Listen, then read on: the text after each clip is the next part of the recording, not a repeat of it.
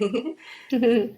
I'm here with Tracy Roberts, and you have the perfect background there and foreground. And I know you even have children around you right now, which Yes, we we do. love. We love. And so thank you so much for being here and making time Yeah.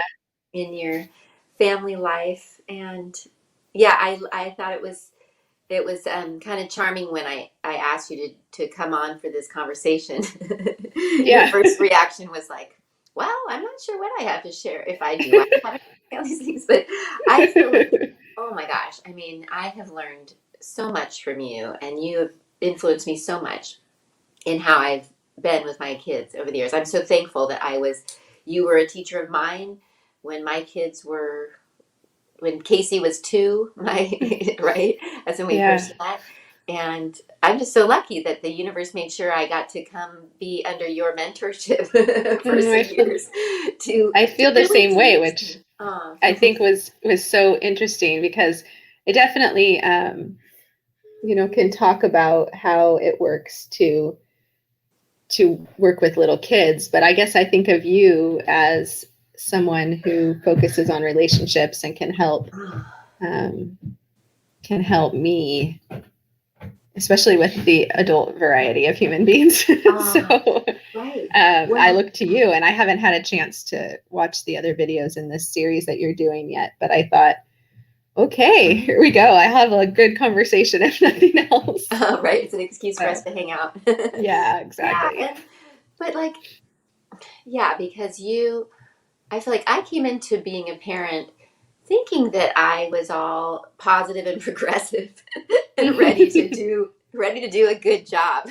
Right? Right. Which that's one of the things I learned with you right away Yeah. was the bummer of saying good job, right?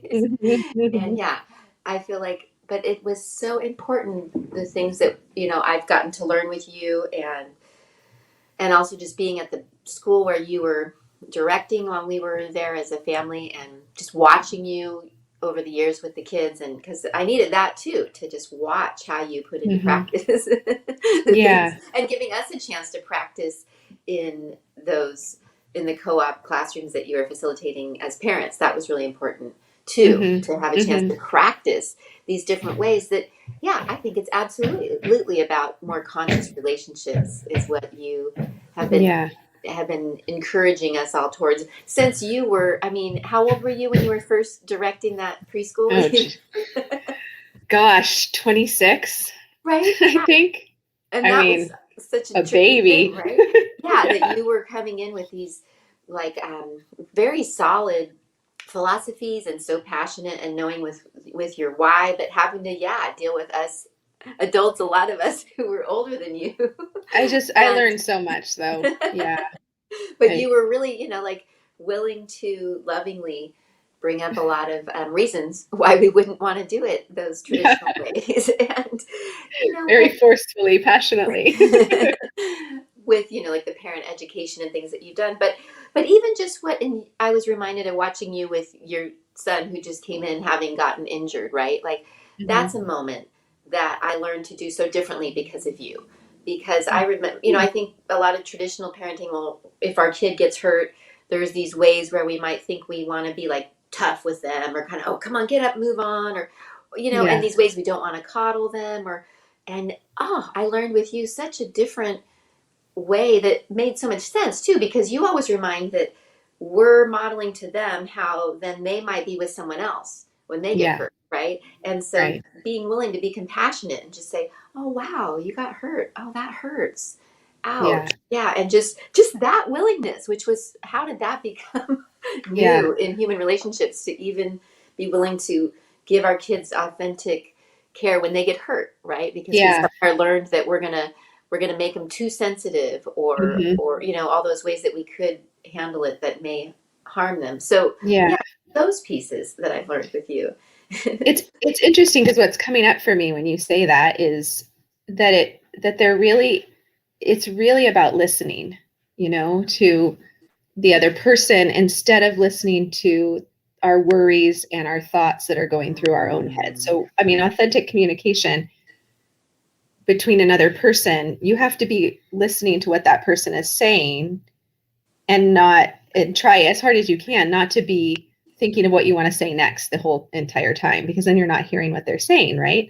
Which is, I think, a challenge for all of us. I definitely do it. I definitely did it just now, you know. um, but and there is a balance between, there is a way to listen to what's going on with, say, my son when he gets hurt, and to not go either direction, you know, of over exaggerating the situation, maybe that he isn't quite feeling, Yeah. or to take it too far into the realm where he's not feeling heard about how difficult it might be for him. And I think that's something that I early on when I was 26 had seen a lot of. You know, I just felt like we were coming out of an era of parenting or grandparenting where there had been a lot of like toughen them up big guy, you know. And actually, over the time that I have been teaching, I've actually seen it sort of shift and go almost Mm-hmm. the other extreme, Right. Yeah. where it's like there's no risk, there's no chance of getting hurt, there's no uh, sort of these things happen, you know, Yeah. because when we're growing and learning, and so it can really affect our parenting if we are not just sort of trusting the process of what happens and then listening to what's going on for them. Um, and when you don't, I mean, we talked a lot about active listening at the preschool, which I still talk about with my families, which is, you know, basically a version of nonviolent. It's the first step in nonviolent communication. Um, and it's just repeating back what you hear the person saying in a way that allows them to correct you if you're off, you know? And with children, that looks a lot like not saying things like, you know, don't cry or you're okay. Because clearly, if a child is coming to you in tears, they're not okay in that moment. And what I think as parents we're trying to say is, you're going to be okay. Everything's going to be all right. These Mm-hmm. things happen, but that's not what we're saying. We're saying you're okay. Don't cry, Mm-hmm. which gives the message that it's not okay to cry and it's not okay Yeah. to be upset in this moment. Um, and so, and I think we want that from this place of worrying that our children might spiral down with, you know, too much, Mm-hmm. they can't handle it in some way, or Mm-hmm. they'll get too worked up, or I'm not exactly sure what all the reasons are for not allowing the feelings. Yes. Maybe we're too busy, but because I've definitely experienced that as a mom. The one thing that I wasn't when I was 26 was a mom, and a lot has Mm-hmm. changed Mm-hmm. since becoming a mom, and knowing and understanding more just sort of why we say or do the things that we do Yeah. Yeah. that aren't authentic in communicating with our children. Mm-hmm. Um, I have more of a compassion for that, I guess, and for an Yeah. understanding of that, because of how hard it is to be in relationship with anybody, but a parenting relationship especially is quite difficult, you know. And so just giving more compassion to myself and to the parents that I work with Mm-hmm. when Yeah.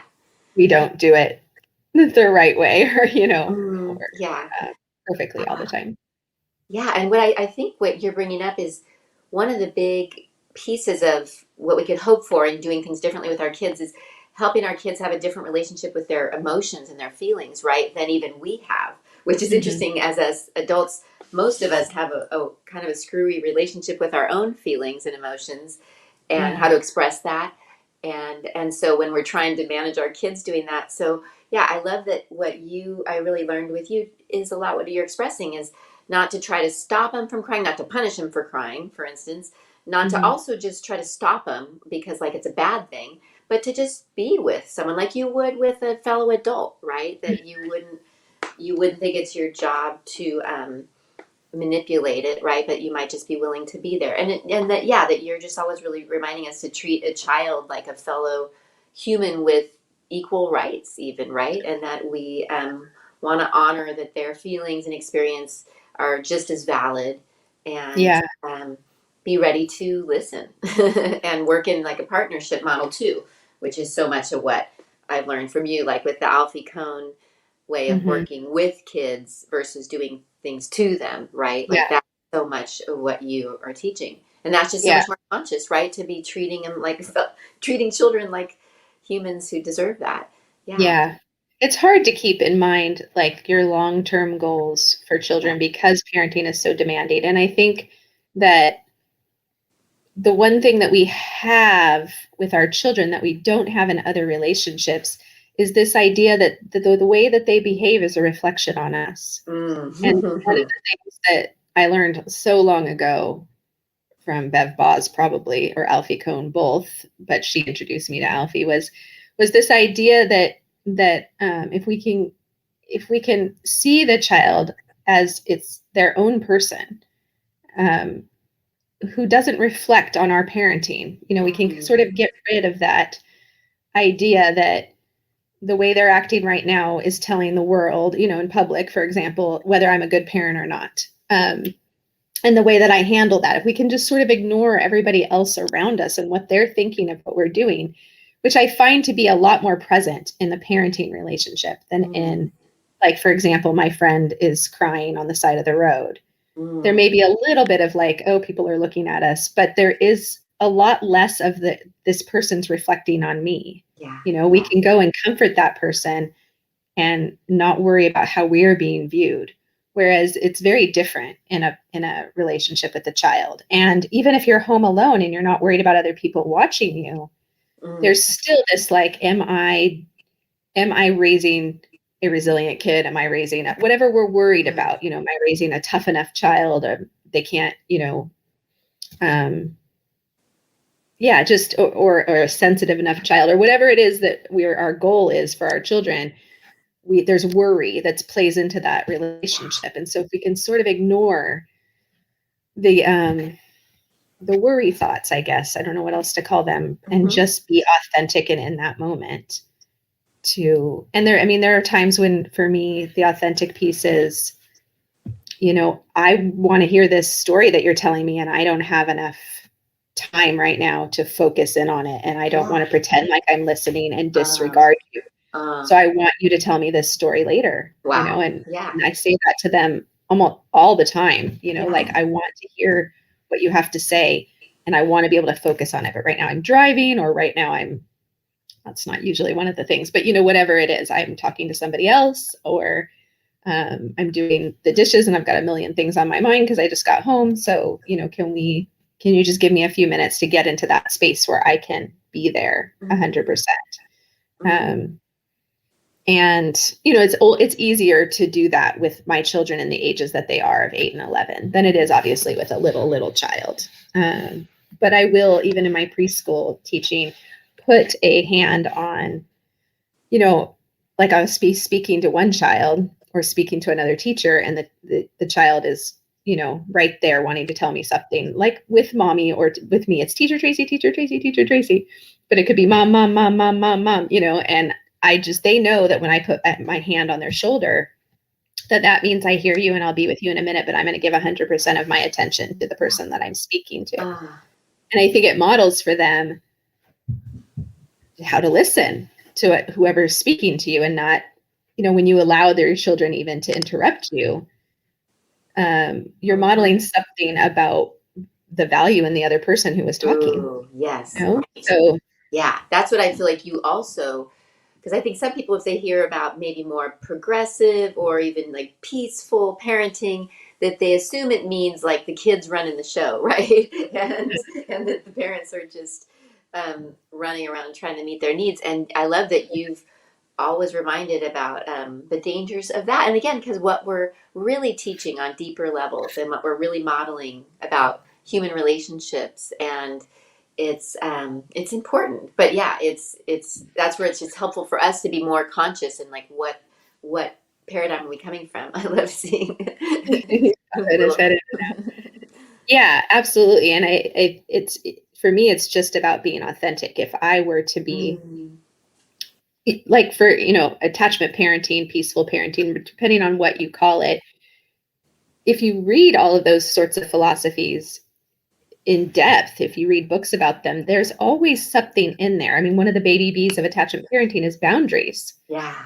And Ooh. so, and a lot of Mm, people think, even I, when I first read that, thought, oh, that's punishment, but you Mhm. have to really be able to um, stand in a place where your needs and from a relationship are also Mm. as value as Wow. valuable as the other person's Yes.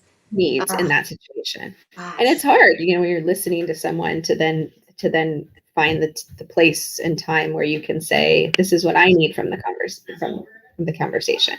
Yeah. So it's you can I think that a lot of people view attachment parenting or peaceful parenting as permissive parenting, and Yeah. that isn't at all what it is. It's Yeah. about authentic communication between two people, Mm.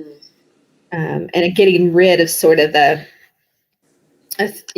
authoritative punishments and reward systems that don't work in any relationship, uh, Mhm.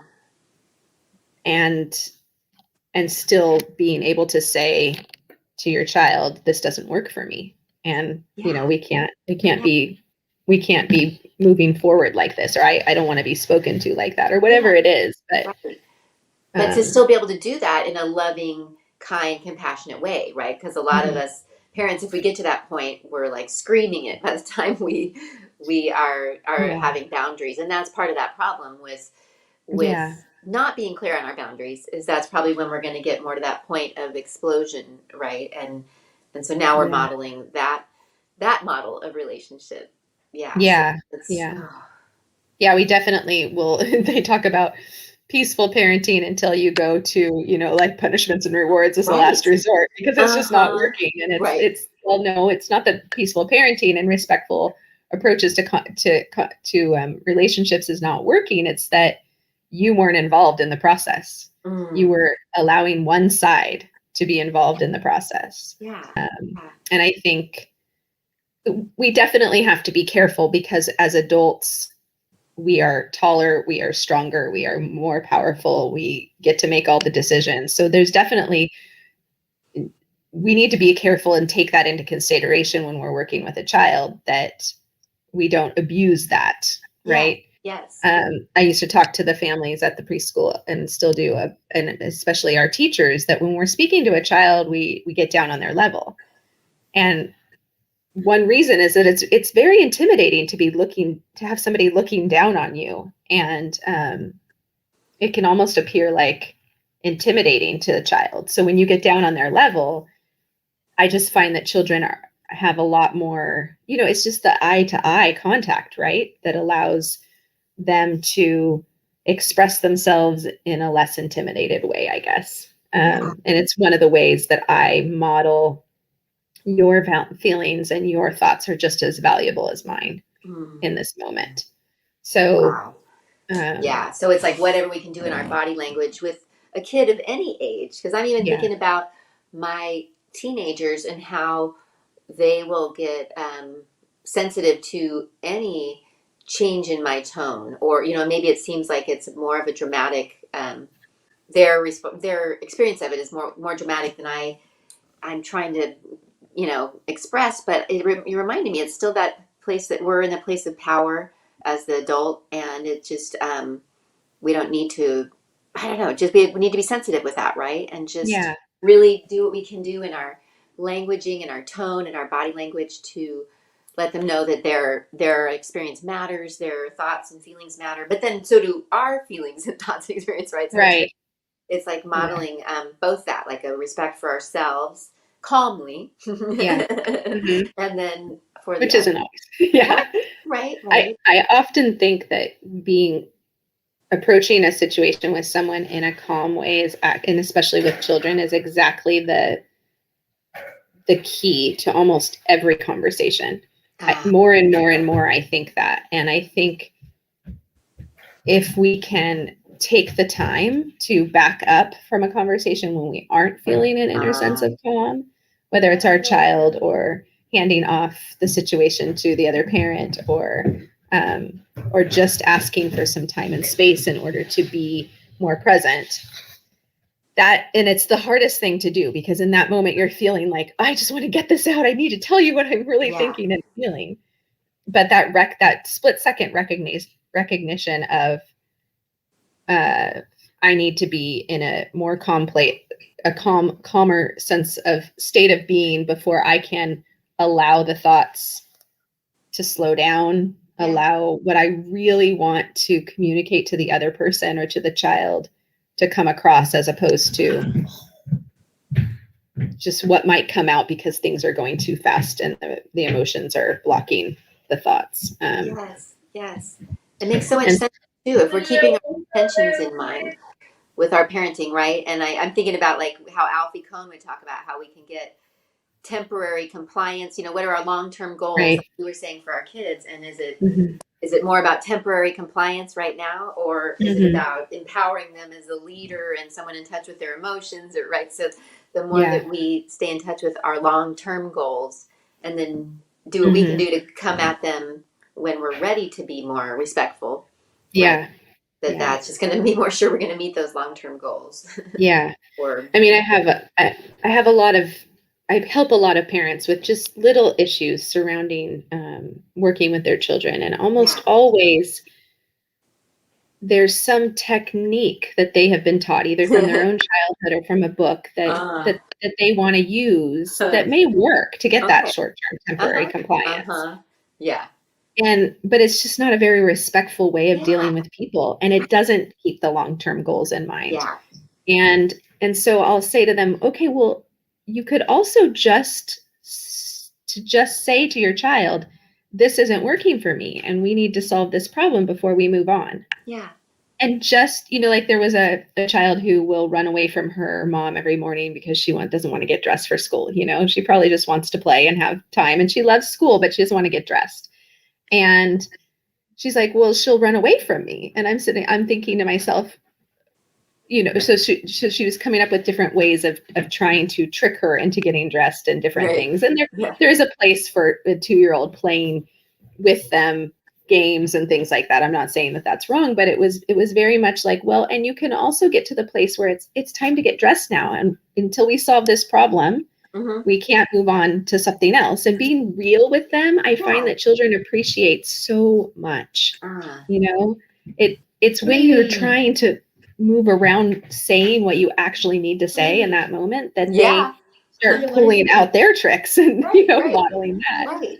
And then when Um, we get upset, it probably distracts, when we start to bring in our emotion, like if we were to say, okay, we need to, like, we're doing it in an angry way, there's a whole nother something that is brought in that might even distract them more. They might be kind of interested in like our mhm. emotional reactions. And so yeah, it's not effective to bring in Right. high emotion and frustration Yeah. when you could just be real but also be kind and more towards Hmm. calm and Hmm. compassionate, right? Yeah. Even if you're being firm, right? Hmm. Or just Hmm. genuine. I mean, even firm Yeah. sounds like something you wouldn't do with another. I mean, I guess you would do it with another adult if you really felt like you needed to, right? But even that Yeah. sounds almost not respectful. Well, I mean, even if another adult were to run away from you when you're trying to talk to them, you know Yeah, what I mean? Like yeah, thinking about that a yeah. little. Um, you know, it's when children do those types of things, it is our job to show them this doesn't work in a relationship. Right. Yeah, And so, but honoring, are you wanting to play right now, or using the active listening to figure yeah, out what's going on? yeah, Do you want to be silly as we get dressed? Because we can do that, but we can't move on to running outside naked, or like yeah. Right. picking up our toys right now because I have a need for you to get dressed, and that is Yeah, a valid need. yeah. Um, so we don't move on to something else. We have to solve this problem before we move on to something else. And Mm, that's the boundary that you're holding. mm, But there isn't a lot of like, it doesn't exclude the active listening. It doesn't exclude what's going on for the child. yeah. And maybe you have that conversation when you're, at night when you're in bed and you have more time to focus on it. Who knows? But definitely there isn't the need, I would say, for all of these techniques if you're just being Mm, authentic. yeah. Was my Right. point. Yeah. And if you're taking the time to listen and have conversations, yeah, Mhm. it's such a shift, though, to think that more conscious parenting actually involves being aware of our boundaries and being willing to express them, but express Mhm. them in way that's not going to provoke the situation, right? So Yeah. that's going to help us not get to those points too, though, is to be aware of our boundaries and to be expressing Hmm. them sooner than later, right? And Hmm. then again, we're modeling to our kids how to do that in relationships, right? Hmm. Yeah. Which is so important. Yeah. Like that's the thing Yeah. we keep coming back to is they're learning about being in relationship with anyone in their Right. relationship with us, right? Right. So But much. in this idea of trying to get away from what maybe would have happened before with a 2-year-old who'd ran away when her mom was trying to dress her, there might have been a Uh-huh. spanking, or there might have been a, you know, a punishment of some sort, or even more recent timeouts, things like that, because they didn't listen to what mommy said. You know, it doesn't need that, but there it also needs a you running away from me when I'm trying to talk to you boundary isn't respectful either. But how do Yeah, you do that? How do you model that for them? And it's as simple as saying we're not going to move on yeah, until we can solve this problem, because I'm having a big problem. yeah, And yeah. And you, as so the adult, usually have the power to do that and to hold that space. And um, yeah, so it's again because you're modeling so much. Because what are we mhm, teaching in relationships or about relationships or being human when we're punishing them or even yeah, rewarding them, right? yeah. It's really, as we know, messes with their psychology so much. And again, how does that play into our adult relationships?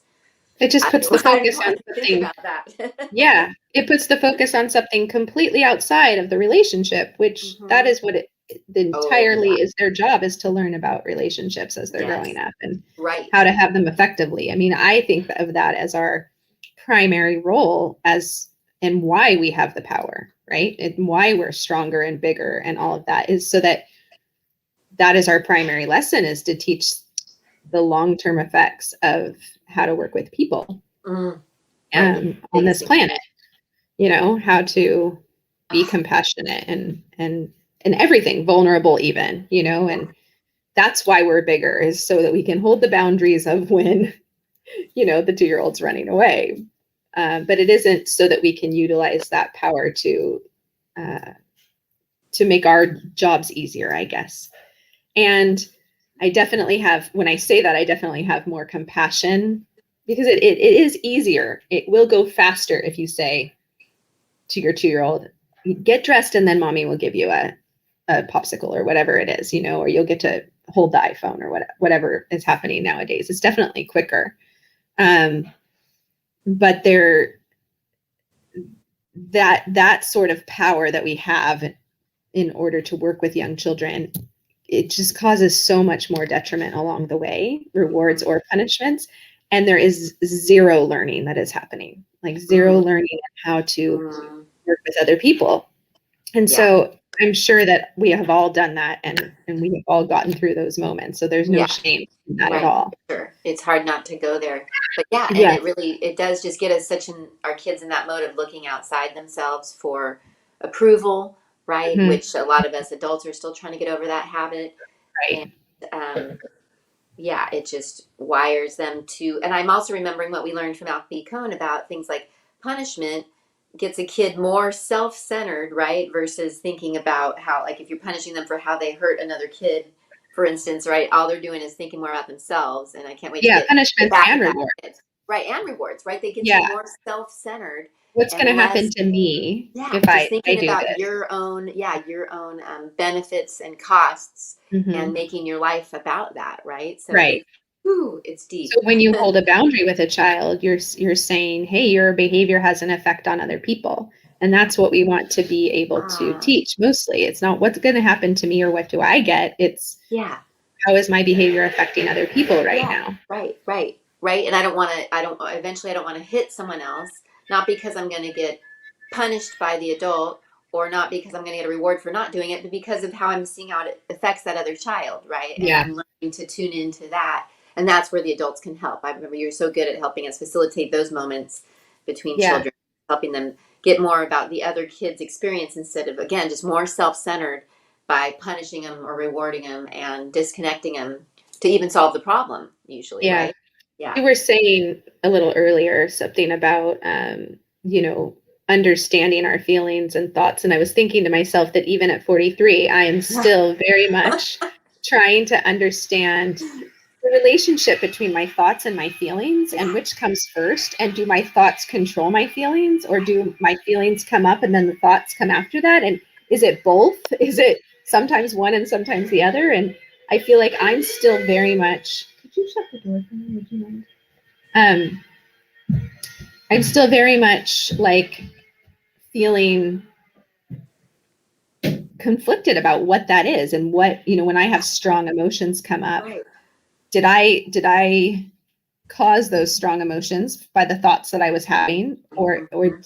did they come up and now these negative thoughts are coming from that? And I spend a lot of money just in therapy trying to figure that out on my own, so Mhm. I feel like that's sort of my mission in life, is to keep children, from the very moment that they can work with other people, just focused on figuring that out, and being authentic. And it doesn't mean that we have all the answers as adults. For sure, we don't. And even being able to say to them, I don't know, I'm still figuring this out. My children will ask me what happens after you die, and I think it's inauthentic for us to tell them that we know for sure, Yeah. what happens. I often say to them, well, grandma believes this, and this is what is really interesting to me about the afterlife. And some people believe this. And, I think no one really knows for sure. And you're going to have to decide what makes the most sense for you. Not only does that model compassion for other people's points of view, but it lets them know that you don't have to have it all figured out as an adult, Mhm. and that's okay. Yeah. Um, Yeah. and I try really hard to model that with all those big questions that I don't know the answer to. But I think as adults, we get into this place of we have to have the answers, and we have to tell them what the answers are that are most aligned with our values, or whatever it is. Yes. I do remember that you would get, yeah, you got me better at being willing to just say, I don't know. And be in that place of questioning, even with the child, instead of thinking that we're supposed to be delivering the answers Yeah, to all their right. questions. Yeah. That can Yeah. be the joy. Well, wow. So, but it's just definitely, I mean, I'm hoping, you know, that the next generation will just be better at, being able to understand themselves so that Right. they Right. can That's move what we to can another hope. spiritual realm. Yeah. Yeah. That we can hope that's what can be the results of more and more people trying different ways. And yeah, and I just want to say, I feel like one of the things I really learned from you is to make it about my connection with my kids. And Hmm. I still feel like that is so valuable, more valuable than ever, with my kids at 19 and 16. And Yeah.